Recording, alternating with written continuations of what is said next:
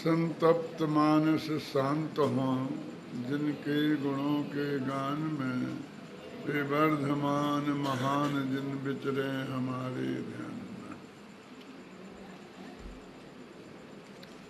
आज उत्तम आकिंचन्य धर्म पर चर्चा करनी है। ये उत्तम आकिंचन्य शब्द ही जरा इतना कठिन है कि हमें लगता है कि न मालूम क्या होगा।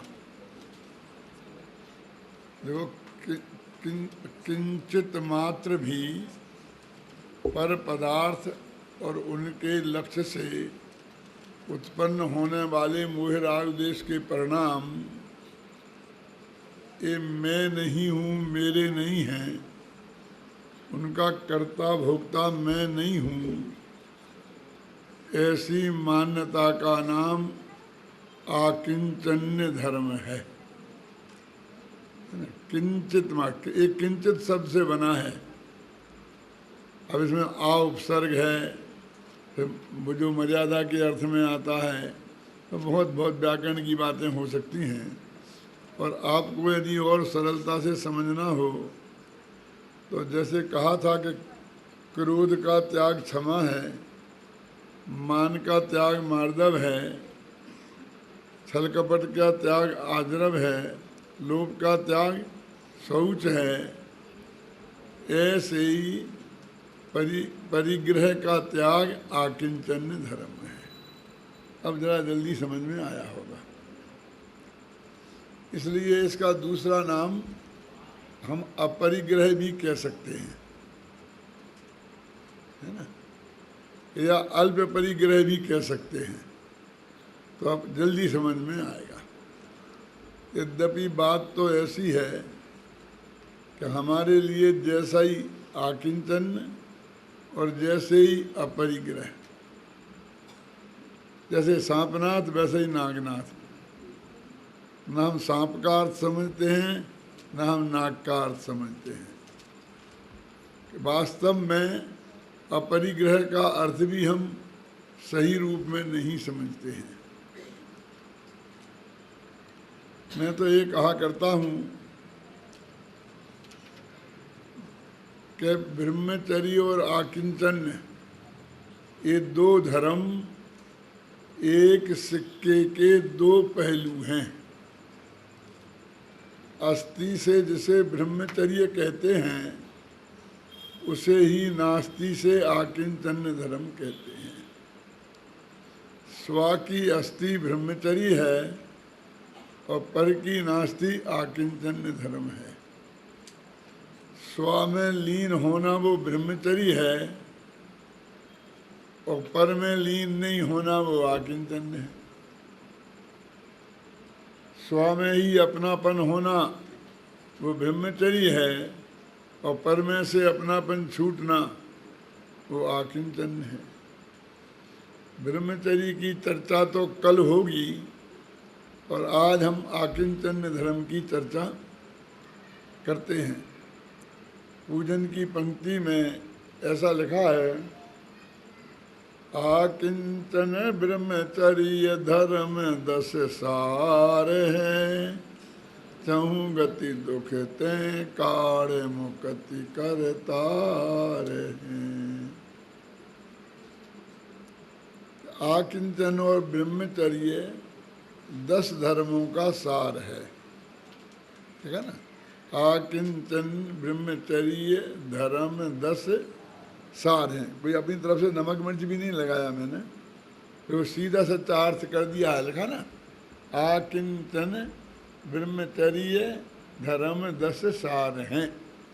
तो आकिंचन और ब्रह्मचर्य ये 10 धर्मों का सार है।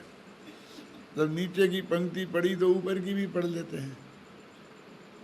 उत्तम क्षमा और मार्दव आर्दव भाव हैं, सत्य शौच संयम तप त्याग। देखो भाई, उत्तम क्षमा, उत्तम मार्दव, उत्तम आर्जव, ये 3 आत्मा के स्वभाव भाव हैं। और इन स्वभाव भावों को प्राप्त करने के 5 उपाय हैं। सत्य, शौच, संयम, तप, त्याग, उपाय हैं। ठीक है ना, वो उपाव लिखता, उपाव, वो तो ये भाव की जगह तुक मिलाने के लिए या की जगह हुआ कर दिया है, यार अल्लाह हुआ हो गया ना, समझ गया ना। उत्तम क्षमा, मार्दव, आर्जव भाव हैं, सत्य, शौच, संयम, तप, त्याग, उपाय हैं, और आकिंचन ब्रह्मचर्य धर्म 10 सार हैं। और ये 10 धर्म ये मुक्ति है ना, मुक्ति के मार्ग हैं। आकिंचन ब्रह्मचर्य धर्म 10 सार हैं, और चहुं गति दुख तय कार मुक्ति करतार हैं। 4 गतियों के दुखों से निकाल कर मुक्ति में कराएंगे। और जब ब्रह्मचर्य के बाद में आएगी बात, तो उसमें एक पंक्ति लिखी होगी, जानत धर्म 10 पेड़ चढ़ के शिव महल में पग धरा। हमें मोक्ष रूपी महल में जाना है, और उस महल की 10 सीढ़ियाँ हैं। आपकी एक मंजिल होती है ना, उसमें कम से कम 18 सीढ़ियाँ होती हैं। बम्बई में तो तुम जाकर हर जीना को गिन लेना, जितने पुराने बने, 18 सीढ़ियाँ होंगी। क्योंकि इंजीनियरिंग के हिसाब से 6 इंची की सीढ़ी मानी जाती है, और कम से कम 9 इंची की ऊंचाई एक मंजिल की रखी जाती है। अब आजकल 8 इंची भी कई कई रखने लग गए हैं, खासकर जहाँ ऊपर पंखा नहीं लगाना पड़ता है, पूरा एसी होता है। ऊपर पंखा लगाना हो तो 9 इंची से कम ऊंचाई नहीं रखी जा सकती। पलंग पे आप खड़े हों तो 5.25 फुट का एक आदमी होता है, क्यों? और 1.5 फुट की ऊंचाई पलंग की होती है, कितना हुआ? 7.25 फुट। अब पंखा की भी कुछ नीचाई आएगी, छत भी डलेगी कुछ, तो आपका हाथ टकराएगा पलंग पे खड़े होंगे तो वो बचना चाहिए। और जब 6 इंच की सीढ़ी होगी और 9 इंच की मंजिल की ऊंचाई होगी, तो 18 इंच तो सीढ़ियाँ तो होंगी ना गारंटी से। ये कितना पक्का हिसाब है, इसमें कुछ भी गुंजाइश नहीं है। और हम कहते हैं कि भाई हम जीना नहीं चढ़ते हैं, अरे 4 सीढ़ी हैं, तो कौन सी मंजिल पे है? तो पहली मंजिल पे ही है, 4 सीढ़ी हैं। तो मैंने कहा भाई वहाँ तो बिल्कुल गारंटी से नहीं चढ़ सकते हैं, 4 सीढ़ी होंगी तो 2.25 फुट की एक सीढ़ी होगी।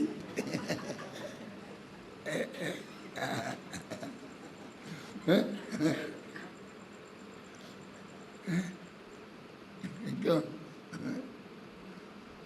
6-7 होंगी, ये नहीं हो सकती। तो अब मैं आपसे बता रहा हूँ, ये मोक्ष का महल में 10 सीढ़ी हैं, ये तुम्हारी जैसी 4 नहीं है जी। वहाँ तो 18 की 4 बोलते हो तुम। यहाँ तो पक्की 10 है ना। और ध्यानत कभी कहते हैं, ध्यानत धर्म 10 पेड़, पेड़ माने सीढ़ी, चढ़कर अब मुक्ति रूपी महल में पैर रखा जाएगा। समझ लो कि 8 सीढ़ी तो अपन चढ़ चुके, अभी 9वीं सीढ़ी पर अपन पैर रख रहे हैं। बस 1 सीढ़ी और है, और अपना उसके बाद में सीधा पैर मोक्ष के महल में पड़ना चाहिए। कहीं ऐसा ना हो कि इसके बाद वो सीधा दुकान पे पड़े। 10 दिन से तो छुट्टी रखी थी, हैं?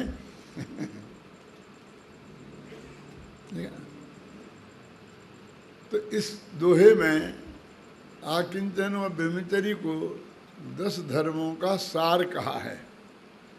और मैंने बताया कि ब्रह्मचर्य अस्थि से और आकिंचन नास्ति से दोनों एक ही बात कहते हैं।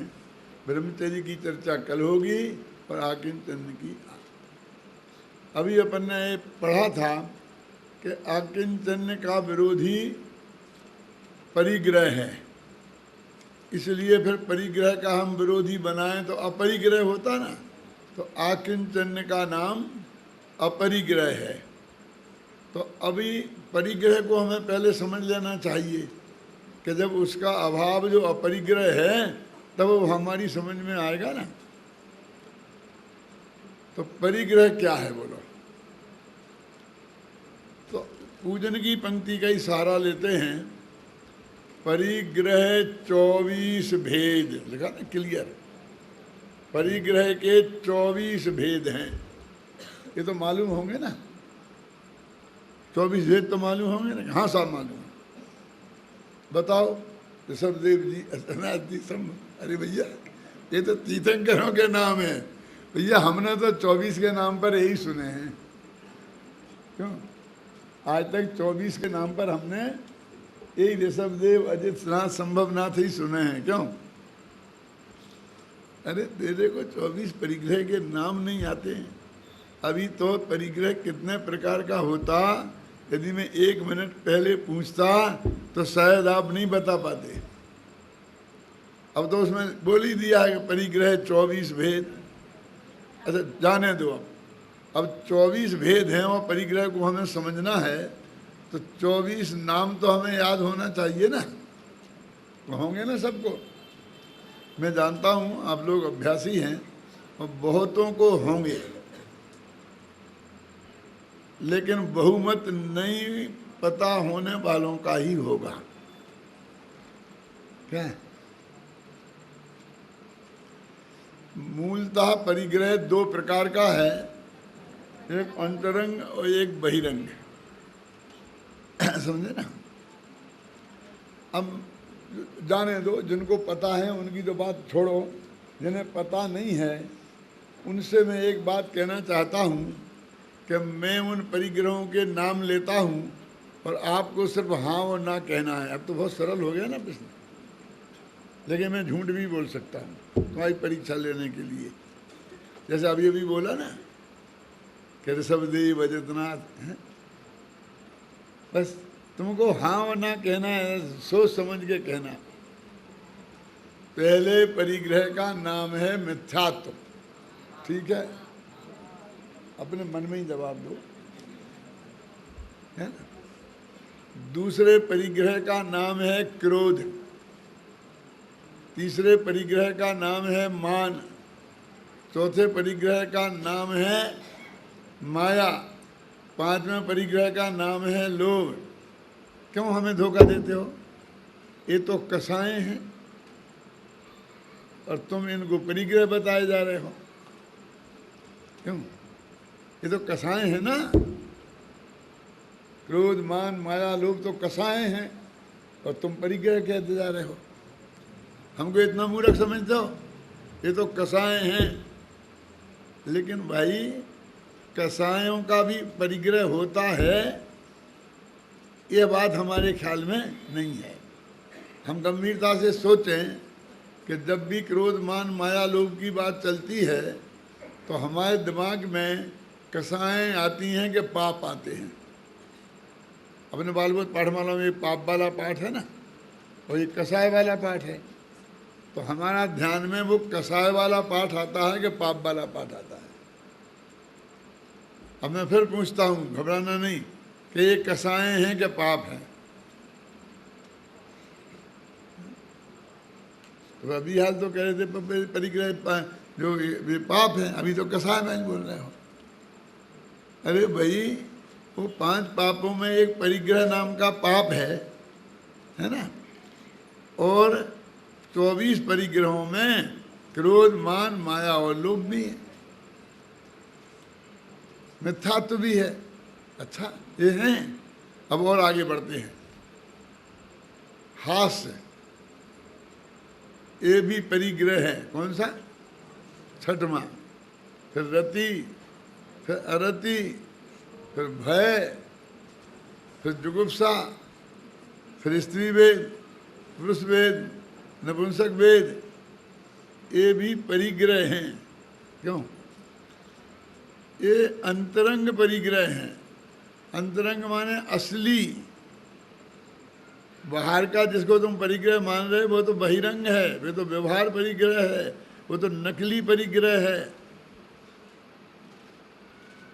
क्योंकि समय सार में लिखा है कि कि पर पदार्थों को आज तक इस आत्मा ने ग्रहण किया ही नहीं है, क्योंकि ये त्यागोपादान शून्यत्व शक्ति से युक्त है, तो पर का तो ग्रहण होता ही नहीं है। तो बाह्य परिग्रह तो पर है ना, स्त्री पुत्र मकान जायदाद, ये तो पर पदार्थ है ना, तो उनका तो ग्रहण आज तक हुआ ही नहीं है, तो वे परिग्रह कहाँ हुए? असली परिग्रह तो ये हैं, हमें नहीं समझते ही नहीं कि ये परिग्रह है। समझते भी हों, कदाचित सुन लिया हो, किताब पढ़ ली हो, विद्वानों के मुख से सुन लिया हो, पाठशाला में पढ़ लिया हो, तो कह दिया सबने कि हाँ हमें पता है, हमें पता है, हाथ उठवाएं तो हो सकता है बहुत लोगों के हाथ भी उठ जाते। लेकिन हम ये फीलिंग करते हैं अंदर से, जब हम खिलखिलाकर हंसते हैं तो हमें ऐसा लगता है कि हम कोई पाप कर रहे हैं। परिग्रह पाप है ना, और हास्य परिग्रह है, तो ऐसा हमें लगता है कि हम कोई पाप कर रहे हैं। फीलिंग होता है अंदर से, बोलो। जब कोई डर लगता है हमें, तो हम ऐसा महसूस करते हैं कि हम ये डर लगना है, कोई पाप हम कर रहे हैं। कि हम क्या कर रहे हैं? वो तो लग रहा है हमें, हम क्या करें? लेकिन लग रहा सही, तुम कुछ नहीं करो, लेकिन ये पाप हो रहा है तुम्हारे जीवन में, ऐसा महसूस करते हो कि नहीं? यदि करते होते तो ये परिग्रह के त्यागी, परिग्रह त्याग महावीर जिनके है, शरीर पर आड़ा बाल के बराबर भी परिग्रह नहीं है, उन्हें कहीं भी खिलखिलाकर हंसते और हड़बड़ाकर डरते नहीं देखा जाता। ये तो मैं आप गृहस्थों की बात कर रहा हूँ। उन संतों से भी जाकर पूछो कि जब उन्हें हंसी आती है तो उन्हें ऐसा लगता है कि मेरे जीवन में ये पाप भाव आ गया है और इसके कारण मैं पापी हूँ। क्यों? एक क्षण को भी ये फीलिंग हुआ? नहीं हुआ तो समझ लेना कि हम 24 परिग्रह को समझते नहीं हैं अभी अच्छी तरीके से। यदि ये पाप है और वो हमारे जीवन में है तो उसके कारण हम पापी हुए, ऐसा हमारी समझ में आना चाहिए ना। अरे हम तो कहते भगवान को भी, अरे हमारे मंदिर की मूर्ति देखो कितनी बढ़िया, एकदम हंसमुख।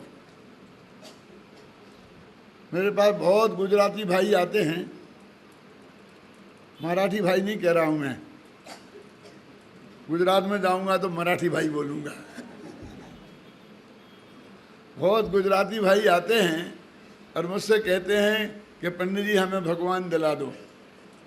बहुत बढ़िया, एकदम हंसमुख। उन्हें ना मालूम हंसमुख कितना पसंद है। हर 3 गुजराती में से एक का नाम हंसमुख मिलेगा। सोनगढ़ ट्रस्ट के अध्यक्ष भी हंसमुख भाई हैं। क्यों? तो उन्हें भगवान भी हंसमुख चाहिए। तो मैं उनसे कहता हूँ कि हंसमुख होंगे तो भगवान नहीं होंगे, और भगवान होंगे तो हंसमुख नहीं होंगे, क्योंकि हास्य तो एक परिग्रह है, एक कसाय है, एक पाप है। क्यों? और भगवान के जीवन में पाप नहीं है, कसाय नहीं है, परिग्रह नहीं है। कैसे हो सकते हैं वो? बोलो, आप बोलो। आप भी सोचो कि हमें भी अपना चेहरा भी हंसमुख पसंद है ना। ये फोटोग्राफर कहता है ची ची, ऐसा जरा मुस्कुराइए, हंसिए। मुझसे कहते हैं हाँ जरा जरा दादा थोड़ा, दादा थोड़ा। क्यों? मेरा फोटो नहीं खींचना है तुझे? तुझे एक पाप का, परिग्रह का, कसाय का फोटो खींचना है। क्यों? करते कि नहीं करते? और हम भी, हमें वो अपना फोटो, वो हंसमुख मुस्कुराता हुआ ही पसंद आता है ना। हम एक दूसरे की प्रशंसा करते हैं। वो तो एकदम एबन आदमी है, 24 घंटा मुस्कुराता ही रहता है, हंसता ही रहता है। तो ये समझ में नहीं आते हैं कि हमें गाली दे रहे हैं ये।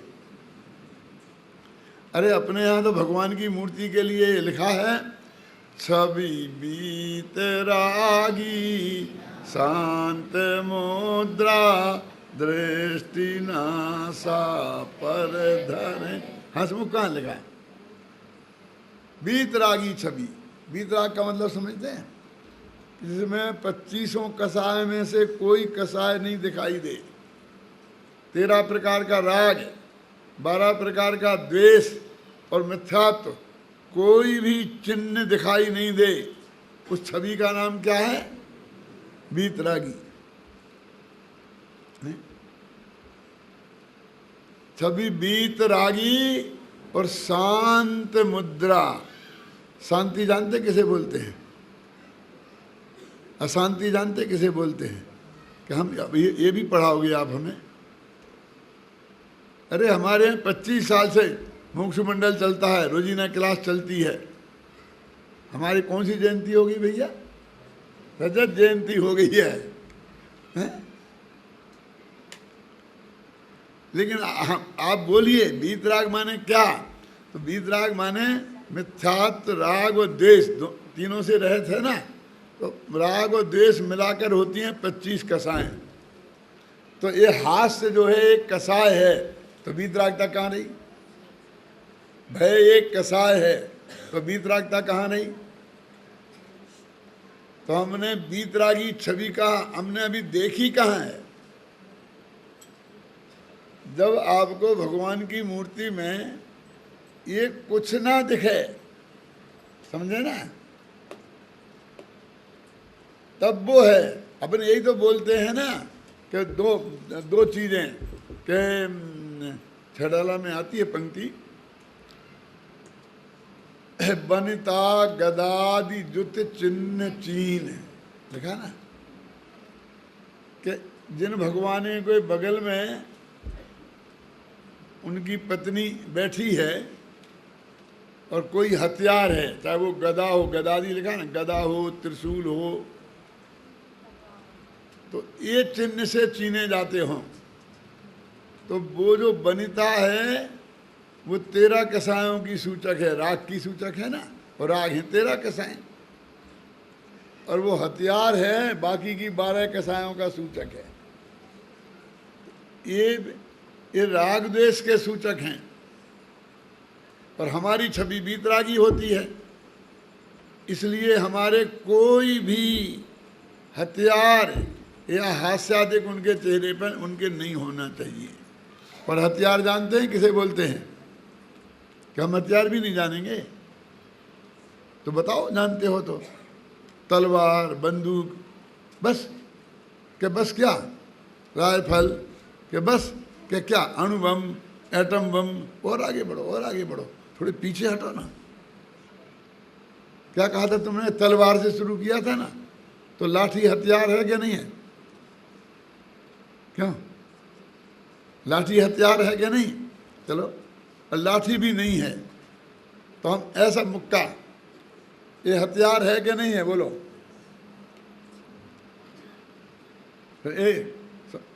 समझ लो, तुमने मेरी बात नहीं मानी तो मेरे से बुरा कोई नहीं होगा। ये उंगली दिखाना ये हथियार है क्या नहीं, जिससे हम धमका रहे हैं? ये हथियार है ना। और जानना हथियार और क्या है? खुश रहो बेटा। ये भी हथियार है क्या नहीं काबू में करने का? ये हमारे भगवान की इनमें से कोई मुद्रा नहीं है।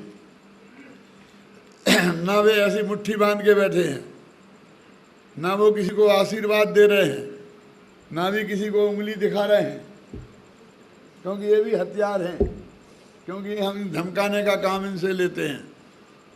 और मुस्कराना, आपने हमारी तरफ देखा और हम मुस्करा दिए बस, तो आप जानते हो ठीक है, हमारा नमस्कार स्वीकृत हो गया। क्यों? मान लेते क्या नहीं?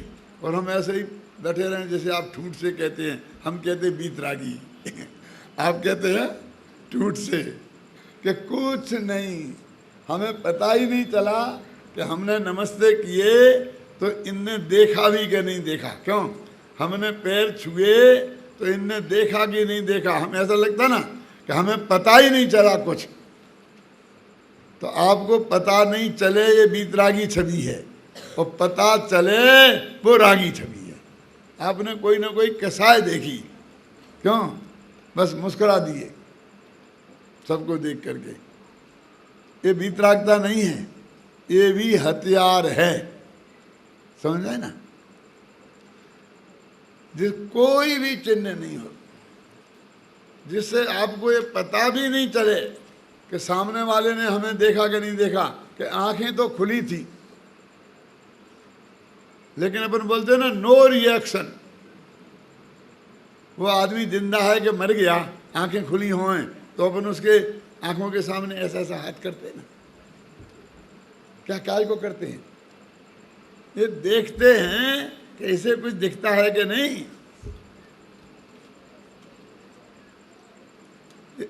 ये जो जड़ का चिन्ह है उसे आप वीतरागता का चिन्ह बता रहे हैं, क्यों? ये तो जड़ता का चिन्ह है। क्यों? कि वो उसे नहीं जाने, वो तो जड़ हो गया ना। तो कौन कह रहा नहीं जान रहा? वो तो लोकालोक को जान रहा है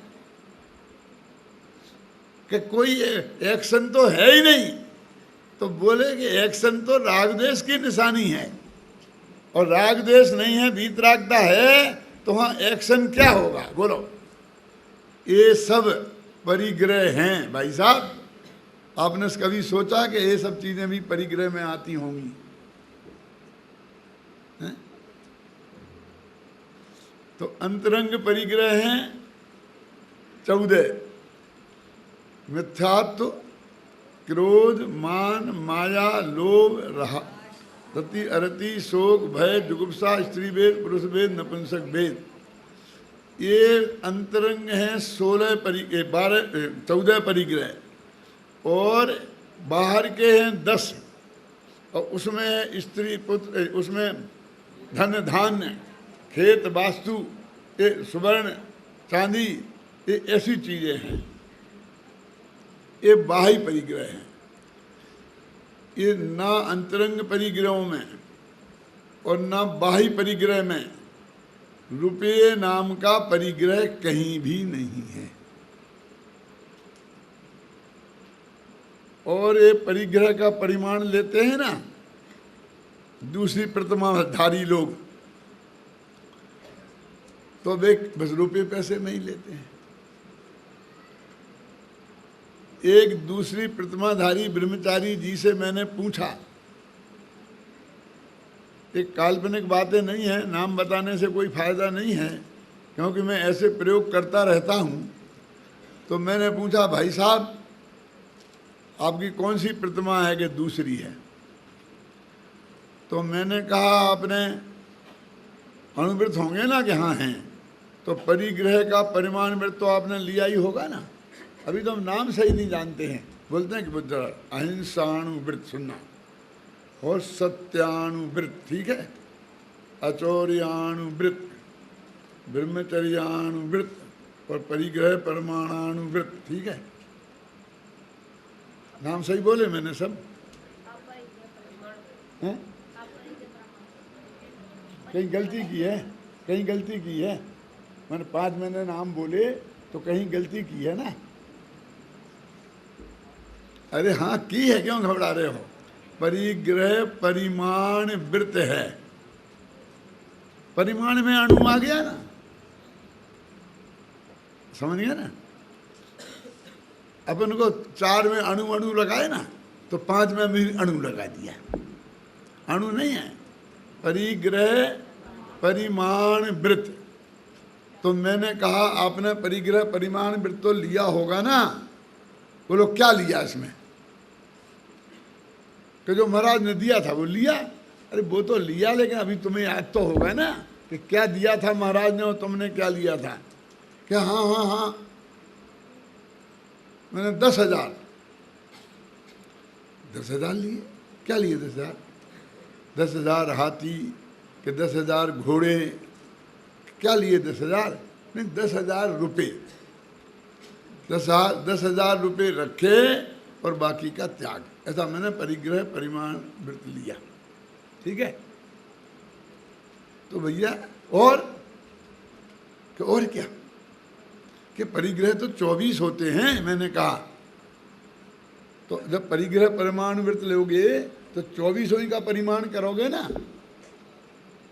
तो 24 बताओ, अकेले एक ही बता के रह गए।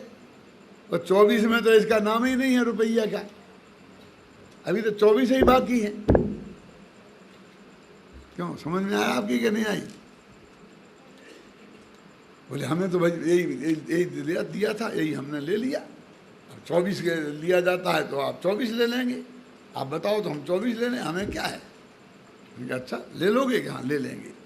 तो मैंने कहा ये बताओ कि पहले 24 परिग्रहों का परिमाण किया जा सकता है क्या, लिया जा सकता है क्या? क्यों, क्या नहीं लिया जा सकता है? आदमी चाहे तो सब कुछ कर सकता है। मैंने कहा वो तो है ही, आदमी चाहे तो सब कुछ कर सकता है। ये व्यर्थ में ही मनीष परेशान करता है कि कोई कुछ नहीं कर सकता है। तो मैंने कहा पहला परिग्रह का नाम है मिथ्यात्व, ठीक है। अब उसका परिमाण करना है अपन को, तो लोग कितना रखें और कितना छोड़ें, यही है ना परिमाण का मतलब। यही है कि कुछ रख लेना और कुछ छोड़ देना, यही है ना। तो बोलो मिथ्यात्व को कितना रखें और कितना छोड़ें। मिथ्यात्व तो पूरे ही छोड़ने योग्य है, इसका तो परिमाण हो ही नहीं सकता। तो 24 का कैसे कर सकते हो? तुम तो कह रहे हैं हम सब कुछ कर सकते हैं। सोचना है, कर सकते हो सब कुछ, कितना रखना और कितना छोड़ना। अच्छा जाने दो, जिसने अणुवृत्त लिए हैं उसके मिथ्यात्व तो है, क्योंकि शास्त्र कहते हैं कि मिथ्या दृष्टि के अणुवृत्त होते ही नहीं। क्यों? अणुवृत्त तो होते हैं 5वें गुणस्थान में, और मिथ्यात्व तो पहला गुणस्थान है, तो चौथे में ही नहीं होता, तो 5वें में कैसे होगा? तो है ही नहीं, तो कैसे परिमाण करोगे? तो उसका तो परिमाण होता ही नहीं है। तो आपके मिथ्यात्व तो होगा ही नहीं, क्योंकि जिनवाणी कहती है कि अणुवृत्तियों के मिथ्यात्व नहीं होता, कि यदि नहीं होता होगा तो नहीं होगा। कि तुम्हें पता नहीं है, तुम्हें पता नहीं है कि है क्या नहीं है, किसी ने बताया ही नहीं। अरे भाई, मिथ्यात्व को छोड़े बिना ना अणुवृत्त होते हैं ना महावृत्त होते हैं। अभी इतना ही पता नहीं है, तो अभी हमने कहाँ माना मिथ्यात्व को परिग्रह। अच्छा बोलो कसाय कितनी रखनी और कितनी छोड़नी? जैसे मिथ्यात्व को पूरा छोड़ा ना, तो कसाय को भी पूरा छोड़ना या थोड़ी बहुत रखनी, क्या करना बोलो? कसाय का भी परिग्रह है तो परिमाण तो करोगे कि नहीं करोगे?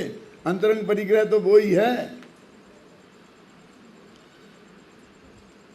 अरे भाई, अनंतानुबंधी कसाय का त्याग होता है और अप्रत्याख्याना वर्ण, प्रत्याख्याना वर्ण और संजुलन कसाय रहते हैं। समझ गया? अनंतानुबंधी माने अनंतानुबंधी क्रोध, मान, माया, लोभ, हास, रति, रति, शोक, भय, जुगुप्सा, ये भी होते हैं अनंतानुबंधी। हाँ होते हैं। अनंतानुबंधी के साथ ये जो हास्यादिक होते हैं ये भी अनंतानुबंधी संबंधी हैं। तो ये होते नहीं हैं और अप्रत्याख्याना वर्ण संबंधी होते हैं, माने ऐसा विकल्प पूर्वक नहीं त्यागे जाते हैं। वो तो आत्मा के आश्रय से, जैसे मिथ्यात्व गया था वो अनंतानुबंधी गए थे, ऐसे ही अप्रत्याख्याना वर्ण संबंधी क्रोध, मान, माया, लोभ और हास्यादिक भी चले जाते हैं। एक 13 कसायों के मामले में है। तो अभी किसी को पता ही नहीं अणुवृत्तियों को कि भाई ये अंतरंग परिग्रह के बारे में क्या पोजीशन होती है और क्या पोजीशन होना चाहिए।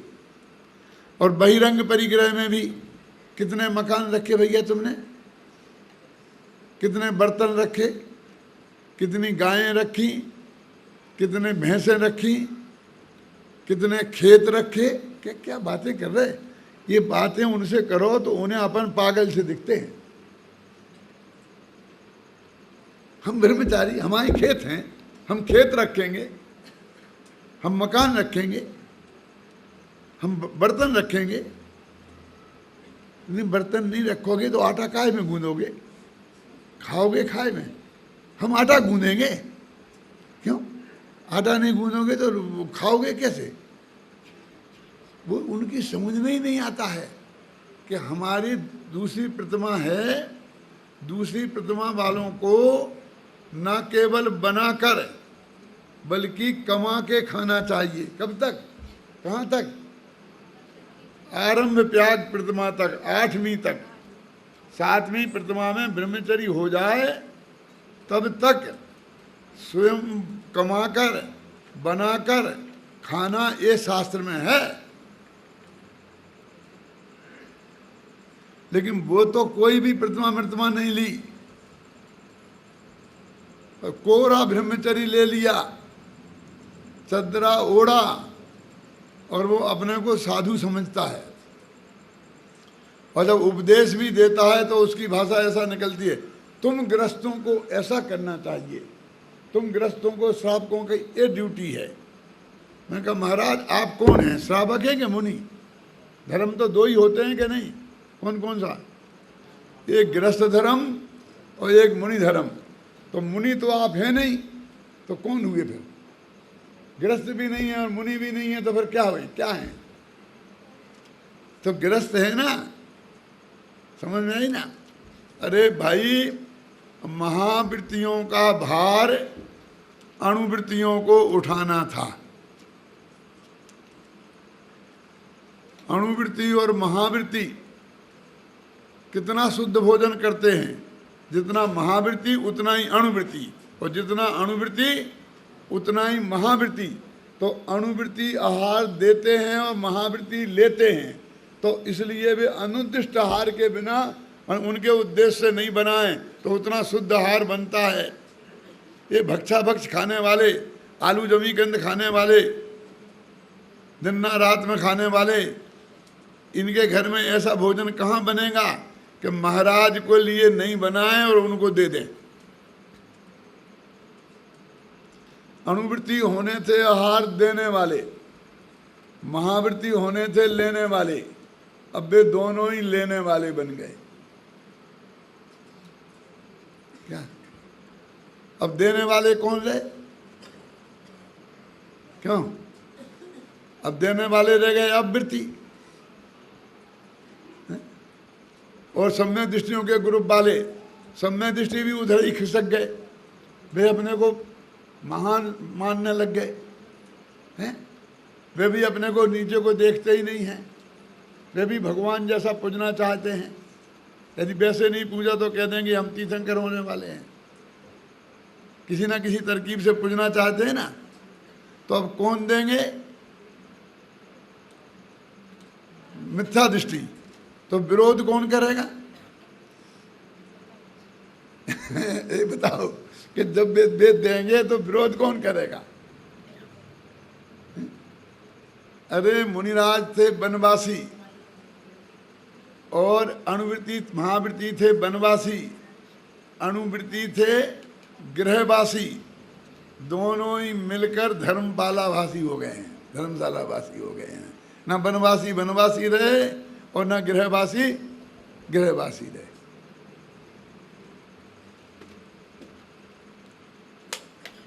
एक ब्रह्मचारी जी, उनका अभी स्वर्गवास हो गया है, मेरे बहुत अभिन्न मित्रों में थे, सोनगढ़ी थे समझ लेना।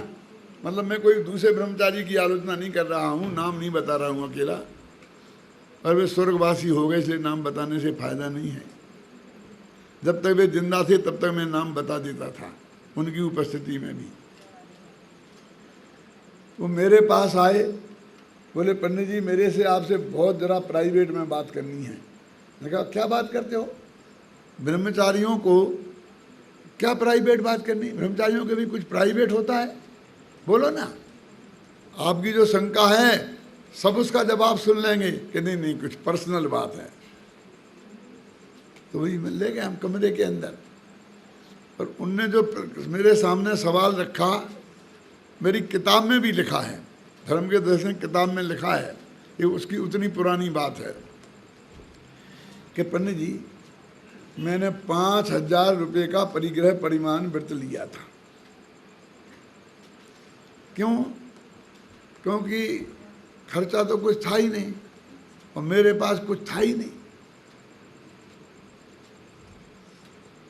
जीरो भी नहीं था, खर्चा कुछ था नहीं।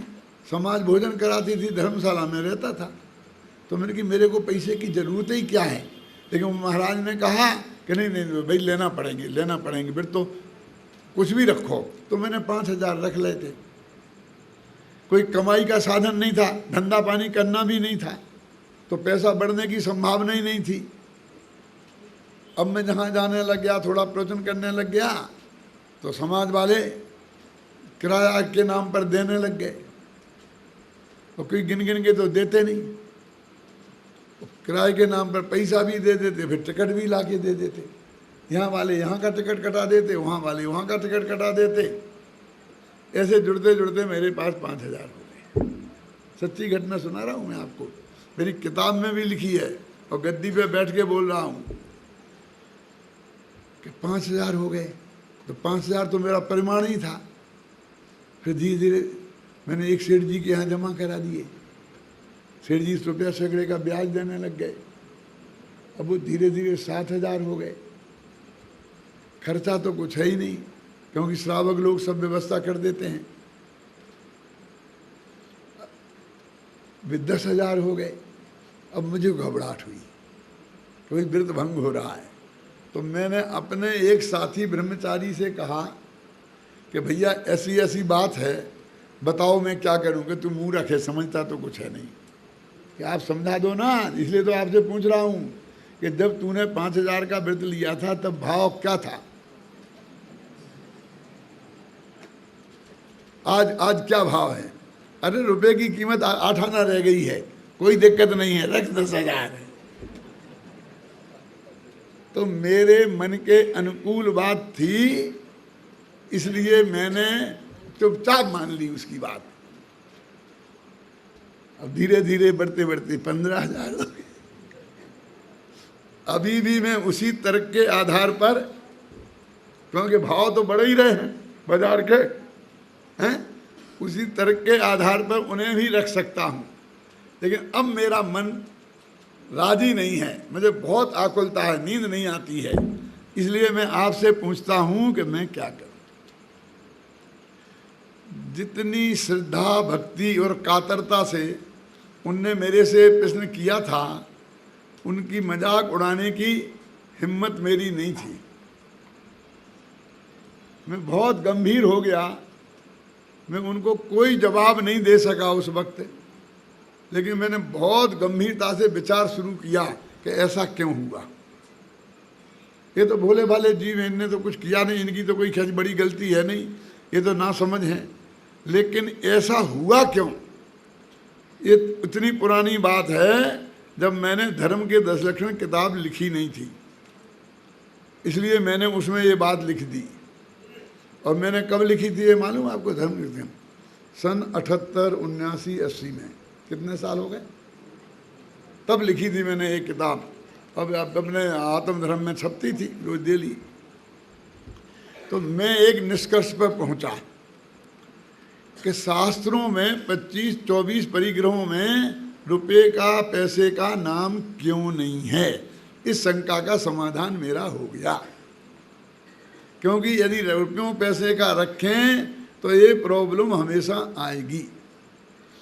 और रुपया पैसा तो एक कृत्रिम चीज है, ये परिग्रह थोड़ी, ये क्या काम का परिग्रह है। असली तो हर एक आदमी को मकान की जरूरत है रहने के लिए, आजीविका के लिए, दुकानदारी की या खेत की, खेती करे तो खेती करे, घबराना नहीं है। तो खेत की जरूरत, उसमें लिखा वास्तु क्षेत्र लिखा है, पढ़ना तत्वासूत्र में, सब शास्त्रों में। खेत, कितने खेत रखे तुमने, माने अणुवृत्ति खेत रख सकता है। अब अणुवृत्ति कोई काम ही नहीं करना चाहता है, समझे ना। वो कहते खेत रखे, कितने खेत रखे, कितने मकान रखा, कितना सोना रखा, कितना चांदी रखा ये परिग्रह में है, आते हैं साहब। कितना अनाज रखा, अनाज भी लिखा है। कितने बर्तन रखे, ये सब चीजें रखे, क्योंकि ये हमारी दैनिक आवश्यकता की चीजें हैं। अब ये रखेगा और रुपयों में रखेगा, तो आज जो मकान 5,000 का है 3 साल में 50,000 का हो जाएगा। तो फिर क्या करेगा वो? फिर वो 10वें हिस्से में तो रह नहीं सकता। उस बेचारे ने एक कमरा रखा, क्यों? और अब वो तो 1 करोड़ का हो गया मुंबई में। तो वो कहते हैं रुपये नहीं रखते, वे अपनी उन वस्तुओं को रखते हैं। हमने तो मकान रखा है अपना 2 कमरे वाला, अब वो चाहे 2 करोड़ का हो जाए और चाहे 2,000 का रहे, समझ गए ना? तो उन्होंने उन वस्तुओं का परिमाण होता है। आचार्य जैन धर्म कितना वैज्ञानिक है, आप सोचिए। ये परिग्रह परिमाण वित्त समझाने के लिए मुझे ये बात कहनी पड़ रही है, ये किसी की आलोचना के लिए ये बात नहीं है। उन्होंने क्यों नहीं रखा रुपये पैसे को, समझ में आए ना? क्योंकि उनको रुपये पैसे की जरूरत नहीं है। ये रुपये पैसे तो कृत्रिम हैं। आप जानते हैं, आप जाएं 1000 वर्ष पहले 2000 वर्ष पहले तो रुपया था ही नहीं, सिक्का ही नहीं था। हमारे ज़माने में, हमारे बचपन में हमने देखा है, गाँव में किसान अनाज लाते थे और उसके बदले में नमक हल्दी ले जाते थे। माने वस्तुओं से वस्तुओं का बदलाव होता था। ये तो हमने अपनी व्यवस्था के लिए फिर ये पैसा रुपया बना लिया। ये परिग्रह परिमाण थोड़ी 2000 वर्ष पुराने हैं, ये तो लाखों वर्ष पुराना है ना। और ये जो मुद्रा बनी है ये तो अभी की है, वो बहुत कम प्रचलित थी। गाँव में तो वस्तु के बदले में वस्तु ही ली दी जाती थी, है ना? और आज भी हमारे इनकम टैक्स वाले कहते हैं ना, एक मकान बेचो तो उसके बदले में दूसरी जगह मकान खरीद लो तो इनकम टैक्स नहीं लगेगा, और नहीं खरीदेगा तो इनकम टैक्स लगेगा। क्यों? इसका मतलब वो भी मानते हैं कि वस्तु के बदले में वस्तु ले सकते हो तुम। 2 कमरे का मकान बेचो और 3 का भी ले लो, उतने पैसों में आ जाए तो हमें क्या दिक्कत है कि नहीं है? तो जैन धर्म की इस वैज्ञानिकता पर आप विचार करो। हमने उसको छोड़ दिया, इसलिए हमने उस वक्त सोचा ही नहीं, ना लेने वालों ने ना देने वालों ने। और बस हमने बस रुपये, हर बात चीज रुपये में, हर चीज रुपये में। कल दान का भी बताया था, दान भी रुपये में लेना देना है, जबकि आचार्यों ने तो आहार दान औषध दान लिखा। अब परिग्रह में भी वही चक्कर है। 24 परिग्रह में तो नाम ही नहीं है, और ये 25वां परिग्रह ही सब कुछ बन बैठा है ना? हमें गंभीरता से विचार करें कि परिग्रह क्या है। तो परिग्रह परिमाण वृत्त कैसे होता है? आज कोई भी इन सब चीज़ों का परिमाण कराता है। 8-10 चीज़ों का तो कराना चाहिए ना भाई परिग्रह का, और अंतरंग का होता है। उन्हें बताया भी गया है क्या कि तुम्हें मिथ्यात्व तो नहीं होना चाहिए। क्यों? उसके बिना वृत्त नहीं होते हैं। और मिथ्यात्व तो कैसे जाता है, सम्यक दर्शन कैसे होता है, क्यों? इसकी चर्चा ही नहीं है। मेरे कहने का अर्थ यह है कि हमें अपरिग्रह नाम का, आकिंचन्य नाम का धर्म को का स्वरूप कहाँ समझते हैं। गंभीरता से हम विचार करें तो इसका स्वरूप भी हमारे ख्याल में नहीं है।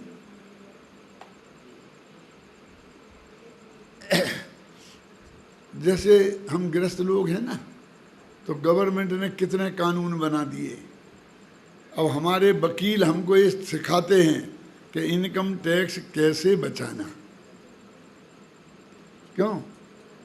तो वो कहते हैं भैया तुम 4 फाइलें बना लो, एक अपने नाम की, एक पत्नी के नाम की, एक बच्चे के नाम की, एक बच्ची की नाम की, कि बच्चे बच्ची तो है ही नहीं तो हो जाएंगे।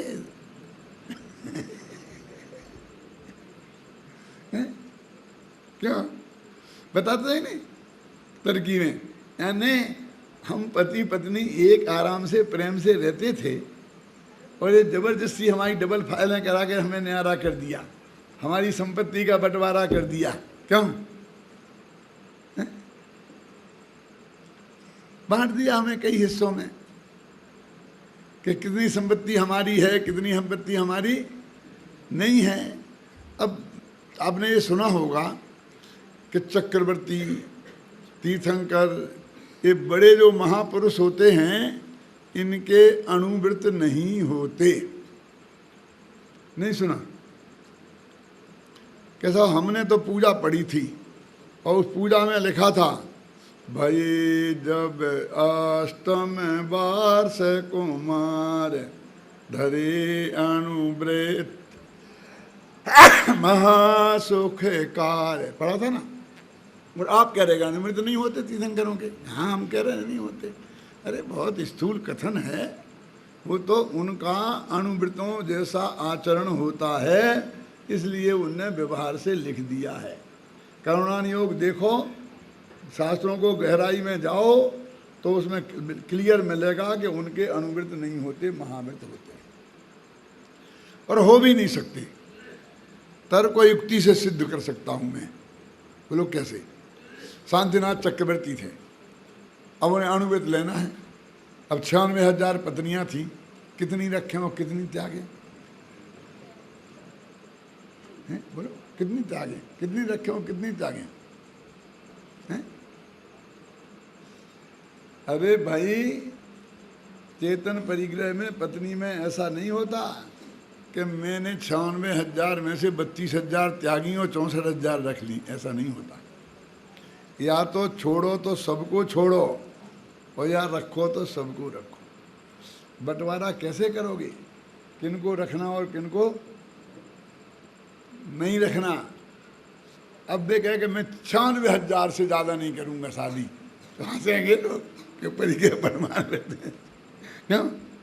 6 खंड की विभूति है तो वो लोग क्या करें? 3 खंड छोड़ दें, 1 खंड रख दें और छोड़ दें? नहीं हो सकता। या तो 6 ही खंड छोड़ो और या 6 ही रखो। समझ गए आप? कैसे होगा? मनमोहन सिंह कहें कि मेरे से पूरे हिंदुस्तान का काम नहीं संभलता, तो मैं तो उत्तर भारत का प्रधानमंत्री रहूँगा, दक्षिण भारत का दूसरा बना दो, चलेगा?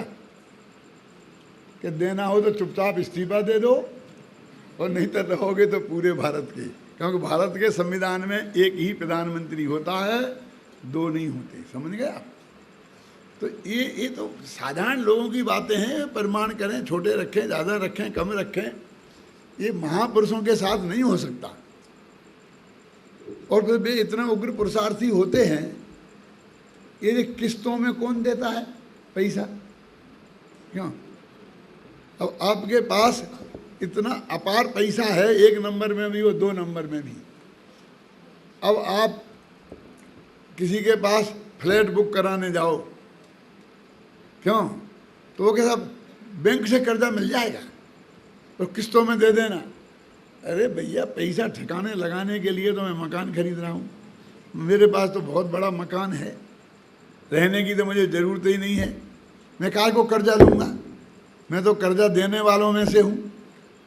मुझे तू ये बता कि पैसा इन्वेस्टमेंट कहाँ कहाँ किया जा सकता है? क्यों? मुझे पैसा लेना नहीं है, तो एक किस्तों में लेना है, अणुव्रत धारण करना धर्म।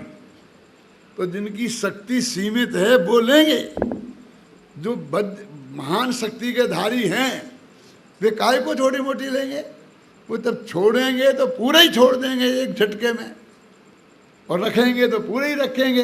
वे अधूरा काम नहीं करते हैं। अरे वे तो इतने उग्र पुरुषार्थी होंगे क्या तो मोक्ष जाएंगे, स्वर्ग जाएंगे तो सर्वार सिद्धि जाएंगे, बहुत ऊपर ऊपर जाएंगे, और नरक भी जाएंगे तो 7 में से कम में नहीं जाएंगे। चक्रवर्ती जाते हैं ना, सोहम चक्रवर्ती गया, वे तो उग्र पुरुषार्थी होते हैं। उनको आधा काम पसंद नहीं है, उन्हें परिमाण मनिमाण का चक्कर नहीं है। ये परिमाण तो उन लोगों की है जो शक्ति क्षीण है। और वास्तव में जैसा बता रहा था ना मनीष कि अपने 4 अनुयोग होते हैं, तो ये हर एक अनुयोग के अनुसार से ये चरणान योग का कथन है कि मैंने इतना रखा, इतना छोड़ा। द्रव्यान योग तो ये कहता है कि ये मेरा है ही नहीं, ना ये मैं हूँ, ना ये मेरा है, ना मैं इसका करता हूँ और ना मैं इसका। तो उसमें कहाँ से अणुवृत्त महावृत्त आए? करुणान योग क्या कहेगा बोलो कि भैया अनंतानुबंधी कसाय गई और अप्रत्याख्यानावरण गई, इतनी शुद्धि हुई और प्रत्याख्यानावरण है तो उसे अणुवृत्त कहते हैं। बात तो 100% सच्ची है। करुणान योग की बात धर्म कांटे जैसी होती है। धर्म कांटे पे तोलो तो पाव रत्ती फर्क नहीं पड़ता है। हीरा तोला जाता है ना, आपने उसका कांटा देखा है कभी? वो कांच की पेटी में बंद होता है, वो कांच की पेटी के अंदर उसको रख करके और बंद करके फिर तोला जाता है। क्यों? क्योंकि बाहर रखें तो हवा के झोंके से ही कई कैरेट का फर्क पड़ जाता है। क्यों? और अब बाजार से कोयला खरीदते हैं तो देखते हैं कि हवा का झोंका ना लग जाए, कोई फर्क नहीं पड़ता, थोड़ा बहुत अगर कम ज़्यादा हो जाए तो करुणान योग माने हीरे का कांटा है। समझ गए आप? पाव रत्ती सच्ची बात है, लेकिन क्या काम की हमारे। अब अप्रत्याख्याना बन के साथ गई कि नहीं, ये हम कैसे देखें यहाँ?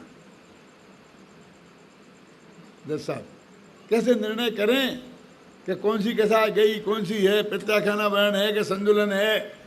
अभी हम ये देख नहीं सकते हैं। तो एक कोरी शास्त्री की बातें रह गई। ये गणित पढ़ते हैं ना बच्चे, तो करोड़ों से करोड़ों का गुणा करते हैं, करोड़ों से करोड़ों घटाते हैं।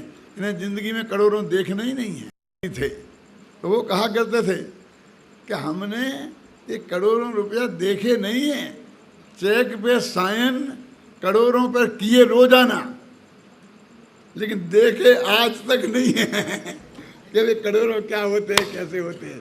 वो तो बस साइन कर देते हैं, वो पेमेंट हो जाता है।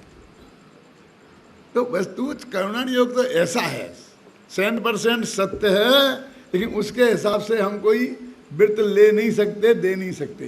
वो चरुणान योग के हिसाब से लेते हैं, द्रव्यान योग के हिसाब से भी नहीं। वो कहेंगे कितनी शुद्धि की वृद्धि हुई कि आत्मा 15 दिन में आत्मा का अनुभव करने लग जाए तो समझ लेना अणुवृत्त हो गए, कहेगा ना। करुणान योग कहेगा अप्रत्याख्याना बन के साथ चली जाए तो समझ लेना अणुवृत्त हो गए। क्यों? और प्रथमान योग कहेगा कि देखो भरत चक्रवर्ती फलाने जी फलाने ऐसे थे, फला ऐसे थे। क्यों? वो उनके उदाहरण दे दे करके बताएगा। और द्रव्यान योग, ये चरुणान योग कहेगा कि दे ये परिग्रह का इतना रखा, इतना छोड़ा, ये वास्तु इतनी रखी, एक मकान रखा। कोई परिग्रह परिमाण वृत्त में मकान रखेगा तो उसके पास जो मकान है जिसमें रहता है उसी को रखेगा ना। क्यों? कि नहीं मैंने बम्बई वाला 1-10 कमरे रखे, ऐसा रखेगा क्या? तो हमें उनको विवेक ही नहीं है कि हम क्या परिग्रह कहते हैं, किसको अपरिग्रह कहते हैं। और आज हमारी एक नई फैशन चल गई है, वो क्या, जैनियों की ये आदत है कि जनसंघ का राज आया ना देश में, तो कहने लगा कि हम तो बिल्कुल जनसंघ ही हैं, बस जनसंघ में 2 मात्रा लगा दो तो जैन संघ का फर्क है, हम तुम तो एक ही है, जनसंघ और जैन संघ एक ही हैं। फिर समाजवादियों का राज आया तो हम तो समाजवादी हैं, हमारा अपरिग्रहवाद समाजवादी तो है कि मिल बांट के खाओ, ज़्यादा मत रखो। जो राज्य आए हमें तो अपने को उसके साथ जोड़ना है। हम तो व्यापारी कौम है भैया, गवर्नमेंट के साथ चलना चाहिए। क्यों? हमारा धंधा पानी यदि गवर्नमेंट के बोझ में चलेंगे तो सब चौपट कर देंगे, अपन तो खिला पिला कर अपना काम निकाल लेते हैं। क्यों? आप जानते हैं ना क्यों भाई साहब? या राला वाह है ना, वाह का बा बनाना है। कौन सा? पाफा बा, समझ गए आप? तो क्या करना चाहिए? एक छतरी से पूछें तो कहेगा उसका पेट चीर देना चाहिए। एक बनिया से पूछें तो कहेगा उसका पेट भर देना चाहिए। करना एक ही काम है क्यों? लेकिन क्षत्रिय को फाड़ना चीरना बस यही दिखता है। 24 घंटा चीर फाड़ पे उसकी ध्यान रहती है, तो उसका पेट चीर देना चाहिए। और बनिया का अरे ले दे के काम चला दो ना, कितना सा पेट है उसका, क्लर्क है, 100 200 500 1000 बस कर दो, निपटाओ, चलो चलो छोड़ो छोड़ो छोड़ो खत्म कर। इसकी वृत्ति तो ऐसी है ना, वो हिंसक वृत्ति नहीं है, एक दृष्टि से अच्छी है लेकिन पूरी अच्छी है ऐसा मैं नहीं कह रहा हूं लेकिन ये जो हमारे जीवन में अंतर आया है तो अनुयोग, तो हमने समाजवादी, तो हमारा जैन दर्शन का परिग्रहवाद बिल्कुल समाजवाद है। मैं उनसे कहना चाहता हूं कि या तो वे समाजवाद की सही परिभाषा नहीं समझते और या अपरिग्रहवाद की सही परिभाषा नहीं समझते। क्यों? अपरिग्रहवादियों का अंतिम उद्देश्य नग्न दिगंबर दशा है कि नहीं है? समाजवादियों को स्वीकार है कि सारा देश समाजवादी हो जाए, सब नग्न दिगंबर हो जाए।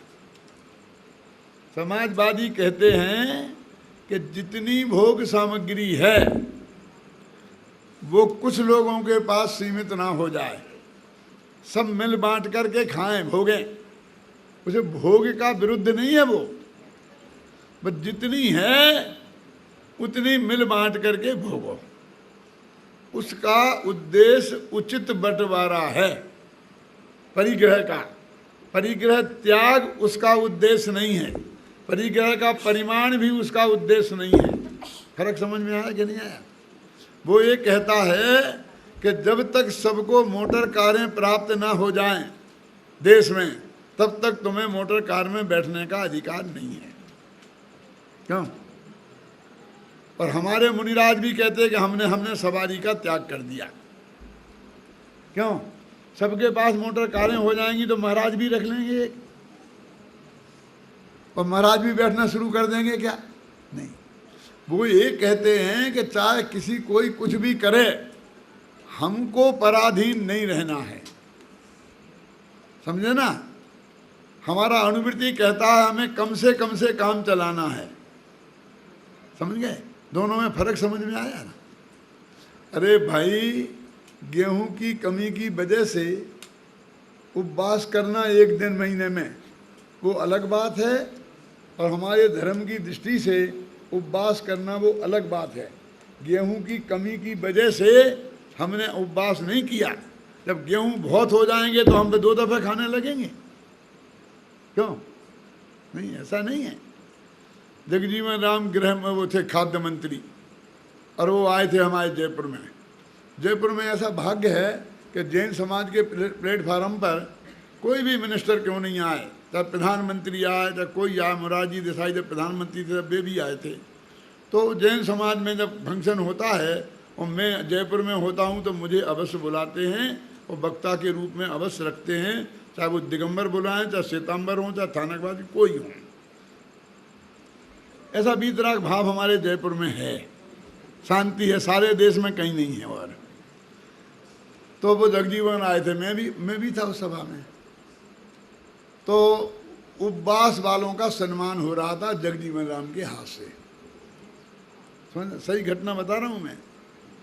तो एक वक्ता बोला कि साहब आप देश के खाद्य मंत्री हैं, खाद्य समस्या का हल करने के लिए हमारे यहाँ 100 लोगों ने 10-10 दिन के उपवास किए, इतना गेहूं बचा। ठोका सबने उनको। वो बहुत शार्प था, साधारण आदमी नहीं था वो। जब उसका भाषण हुआ तो उसने मालूम क्या बोला कि भाई हम तुम्हें भूखा मार के गेहूं नहीं बचाना चाहते हैं, लोग भूखे ना सोएं, हमें गेहूं इसके लिए चाहिए।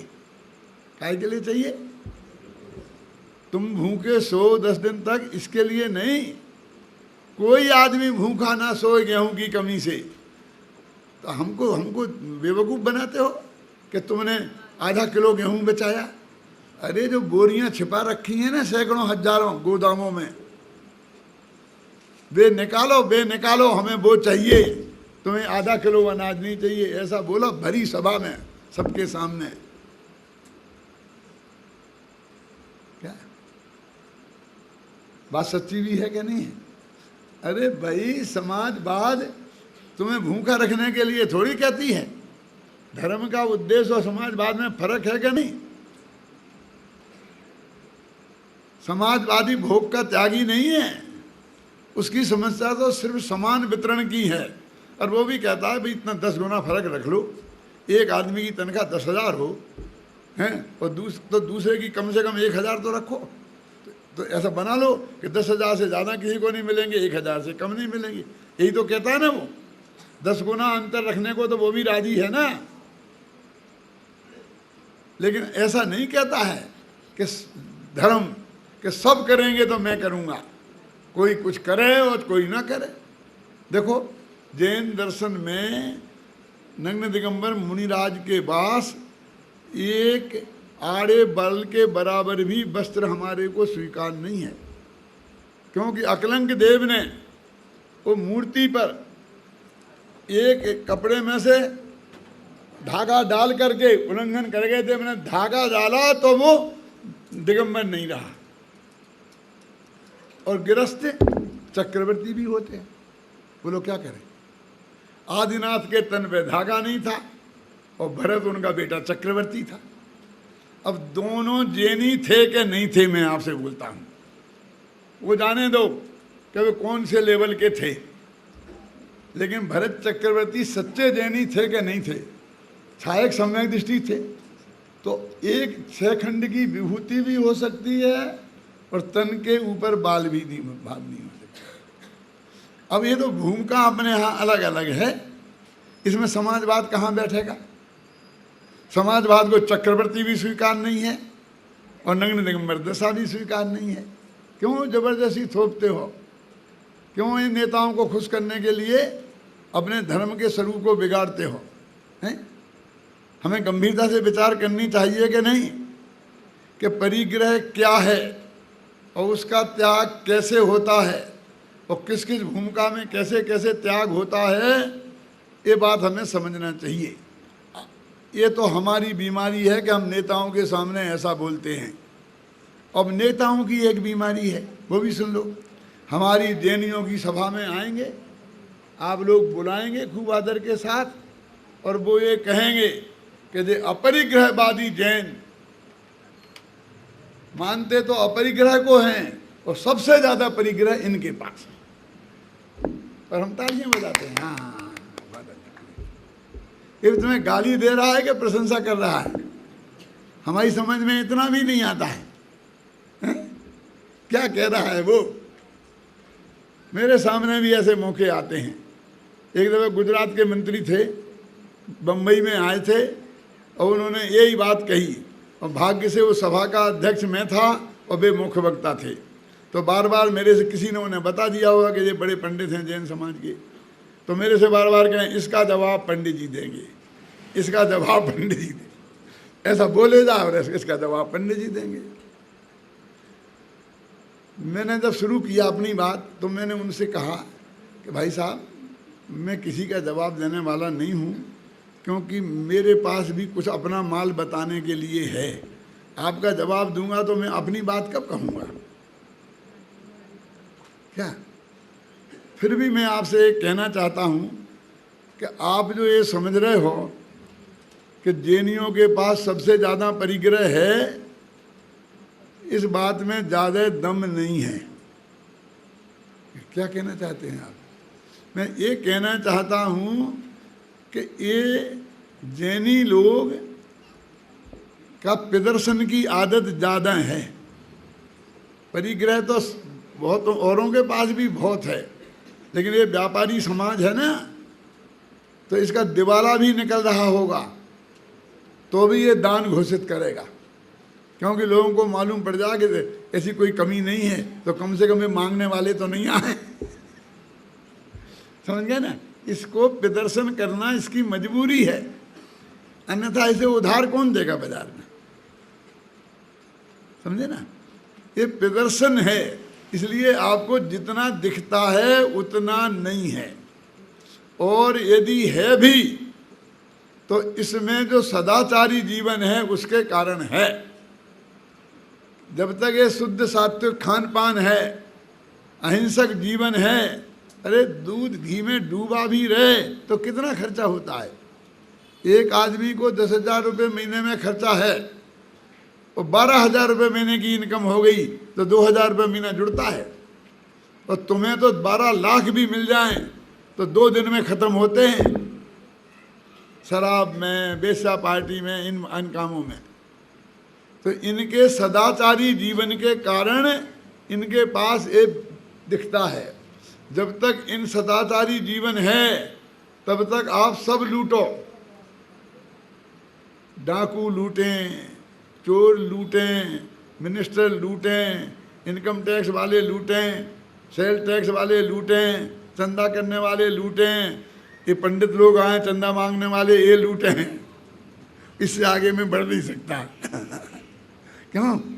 चारों तरफ से लूटने वाले लगे रहें तो भी ये सड़क पे आने वाले नहीं हैं, क्योंकि उनका जीवन सदाचारी है, सात्विक है।